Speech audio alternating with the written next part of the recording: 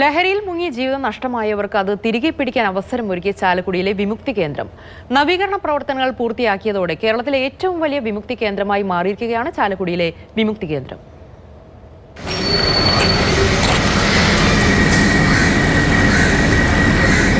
Lions ക്ലബിന്റെ നേതൃത്വത്തിൽ 8.5 ലക്ഷം രൂപ ചെലവിട്ട് നവീകരിച്ചതോടെ കേന്ദ്രത്തിന്റെ മുഖച്ഛായ മാറി. തൃശൂർ ജില്ലയിലെ ഏക വിമുക്തി കേന്ദ്രം 2018 ആരംഭിച്ചതാണ്.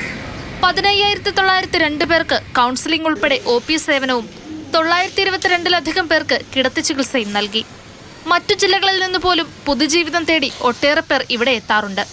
എന്നാൽ കേന്ദ്രത്തിന്റെ സ്ഥലപരിമിതി മൂലം ചികിത്സയ്ക്കെത്തുന്നവരും ജീവനക്കാരും ഏറെ പ്രയാസപ്പെട്ടു. ഈ സാഹചര്യത്തിലാണ് നവീകരണ പ്രവർത്തനങ്ങൾ നടത്തിയത്. എക്സൈസ് വകുപ്പും ആരോഗ്യവകുപ്പും സംയുക്തമായാണ് വിമുക്തി സെന്ററിന്റെ പ്രവർത്തനങ്ങൾ നടത്തുന്നത്. ചാലക്കുടി ലയൺസ് ക്ലബുമായി സഹകരിച്ച് നമുക്ക് ഏകദേശം 9 ലക്ഷം രൂപയോളം ചെലവഴിച്ചുകൊണ്ട് നമുക്ക് പുതിയ വാർഡുകൾ നവീകരിക്കാൻ സാധിച്ചത് വളരെ വലിയൊരു കാര്യമാണ്.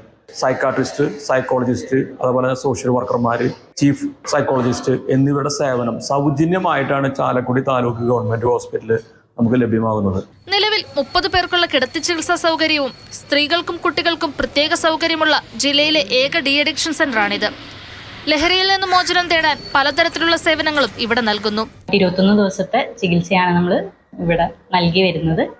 അതിൽ മെഡിക്കൽ ഓഫീസറും, ഒരു clinical psychologist, psychiatric social worker, 3 nursing ഓഫീസർമാർ, 3 സെക്യൂരിറ്റി സ്റ്റാഫ്, ഒരു ക്ലീനിങ് സ്റ്റാഫ്. ഇത്രയാണ് നമ്മുടെ സ്റ്റാഫ് പാറ്റേൺ എന്ന് പറയുന്നത്. ഇവരുടെ എല്ലാവരുടെയും സേവനങ്ങൾ ഒരുപോലെ ഒരു മൾട്ടി ഡിസിപ്ലിനറി ടീം എന്നുള്ള രീതിയിലാണ് നമ്മൾ പ്രവർത്തിക്കുന്നത്. കുട്ടികളും യുവാക്കളും ഉൾപ്പെടെ ലഹരിക്കടിമപ്പെടുന്ന ഈ കാലത്ത് വിപുലമായ വിമുക്തി സെന്റർ വഴി നിരവധി പേരെ ജീവിതത്തിലേക്ക് മടക്കിക്കൊണ്ടുവരാൻ കഴിയുമെന്നാണ് പ്രതീക്ഷ. മാതൃഭൂമി ന്യൂസ്, തൃശൂർ.